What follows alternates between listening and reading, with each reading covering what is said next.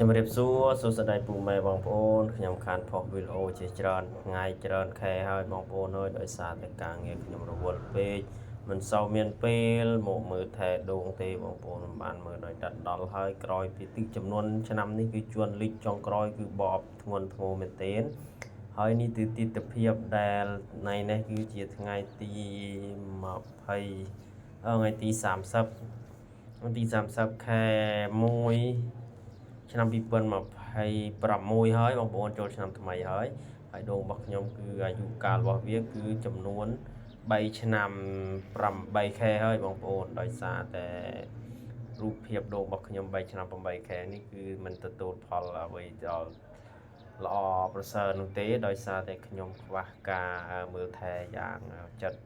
ដិតដល់ដោយសារតែយើងមិនបានមើលដិតដល់មិនបានដាក់ជីត្រឹមត្រូវតាមក្បួនខ្នាតតាមក្បួនបច្ចេកទេសដែលគេធ្វើបងប្អូនយើងអ្នកធ្វើដំណាំការចង្ការដូងគឺគិតស្គាល់គិតយល់ហើយថាដំណាំដាំដុះមួយនេះគឺយើងត្រូវមើលថែយ៉ាងដិតដល់ហើយយ៉ាងជិតស្និទ្ធដូច្នេះហើយខ្ញុំមិនមានពេលវេលានឹងបានមកមើលថែដោយចិត្តស្និទ្ធនិងដិតដល់ដូចគេទេបងប្អូនដោយសារតែខ្ញុំមកនៅធ្វើការរកលុយនៅស្រុកឆ្ងាយដូច្នេះហើយខ្ញុំមិនបានមកមើលថែដល់ទេជួនកាលខ្ញុំអាចថាមកមួយឆ្នាំមានម្ដងបងប្អូននេះហើយទីទិដ្ឋភាពនៅស្រែដូងរបស់ខ្ញុំគឺទទួលបានរងគ្រោះនៅទឹកចំនួនយ៉ាងធ្ងន់ធ្ងរនៅក្នុងឆ្នាំនេះគឺឥឡូវពេលនេះគឺកំពុងតែបានចាប់ផ្ដើមរាំងស្រស់ស្រាយបន្តិចបន្តួចហើយប៉ុន្តែមិនស្រស់ស្រាយដោយសារខ្ញុំថតពេលព្រឹកទៅបងប្អូនអើយវាចាំងថ្ងៃទៅវាអត់សូវច្បាស់ទេ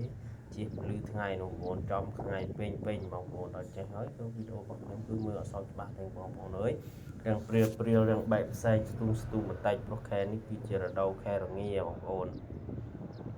ហើយមិនដឹងថាពេលណាទៅបានបាត់រងាទេបងប្អូនខែនេះគឺរងាយូរមែនទែនបងប្អូនរងាខ្លាំងហើយនេះខ្យល់លើបងប្អូនមើលលើដូងបក់រវិចបងប្អូនហើយបើបងប្អូនណាមានដឹងពីវិធីការពារដូងធ្វើយ៉ាងម៉េចកុំអោយដូងយើងធំលឿនលូតលាស់បានល្អបងប្អូនអាចខមមិនប្រាប់ខ្ញុំបានខ្ញុំនឹងតបបងប្អូនវិញជាមិនខានដូច្នេះក៏សូមអរគុណបងប្អូនទូជាមុនសម្រាប់ការដែលបានរៀបរាប់និងខមមិនប្រាប់បងប្អូននឹងឯងអរគុណធំបាទព្រោះដូងរបស់ខ្ញុំអាយុច្រើនហើយតែมันមានការលូតលាស់អុយដល់ស្នំសំសួនអុយទេបងប្អូនហើយដោយសារខ្វះជីខ្ញុំគិតថាដោយសារខ្វះជីបើរឿងទឹកអុយបងប្អូនទឹកមិនខ្វះទេបងប្អូនគឺទឹករបស់ខ្ញុំផ្លាយរបស់ខ្ញុំនេះគឺមានពេញមួយឆ្នាំដូច្នេះក៏ខ្វះខាតតែម្យ៉ាងគឺជីយើងដាក់អត់បានទីងទៀតយើងដាក់អត់បានត្រូវវាក៏លក្ខណៈរបស់ដូងដូច្នេះដូងរបស់យើងគឺត្រូវការជីច្រើនមែនទែនបងប្អូនមិនមែនលំទេបងប្អូនដូច្នេះត្រូវមើលថែយ៉ាងចិត្តចង់យ៉ាងដិតដល់ដូចគ្នានឹងប្រៀបដូចជាកូនក្មេងចាឯងត្រូវការបំបៅដោះបំបៅនំដើម្បីទឹកដោះគូឆៅដើម្បីឲ្យធំលូតលាស់ទៅមុខតទៅទៀតដូច្នេះខ្ញុំក៏មិនបានដល់ថ្នាក់ថែដល់ថ្នាក់នោះទេឲ្យធ្វើដូងរបស់ខ្ញុំគឺការលូតលាស់ហើយដល់ធ្ងន់ធ្ងរនោះមួយទៀតគឺនេះការទឹកជន់បងប្អូនលីកនេះគឺងឹបហើយបងប្អូននេះគឺដើមដែលទទួលរងនៃគ្រោះទឹកចំនួនគឺវាងឹបបាត់ហើយបងប្អូនវាបានស្លាប់បាត់ហើយដោយសារតែទឹកចំនួនខ្លាំងហើយមួយដើមធំនេះធំដែរប៉ុន្តែស្លឹកបងប្អូនអាមីខ្ញុំបងប្អូនអាមីខ្ញុំនោះវាស៊ីដល់ពេលវាស៊ីទៅបងប្អូនវានៅអស់ហើយខ្ញុំទៅបំបាញ់ថ្នាំបានថ្មីក៏ទៅលឹះបានខៀវមួយធៀងប្រហែលធៀងមុនគឺស៊ីអស់អត់មានសល់ទេហើយវីដេអូរបស់ខ្ញុំបានមានអីច្រើនទេបងប្អូនអើយមានតែប៉ុណ្ណេះឯងហើយសូមបងប្អូនតាមដានទស្សនាវីដេអូហើយអរគុណបងប្អូនដែលយកពេលវេលាដ៏មានតម្លៃនិងមកតាមដានវីដេអូរបស់ខ្ញុំបានតាំងពីដើមរហូតដល់ចប់ហើយខ្ញុំបាទជាចុងក្រោយនេះសូមជូនពរពុកម៉ែបងប្អូនរកស៊ីទទួលទានមានបានគ្រប់ក្រុមគ្រួសារទៅណាមកណាក៏ជួបតែសុវត្ថិភាពទាំង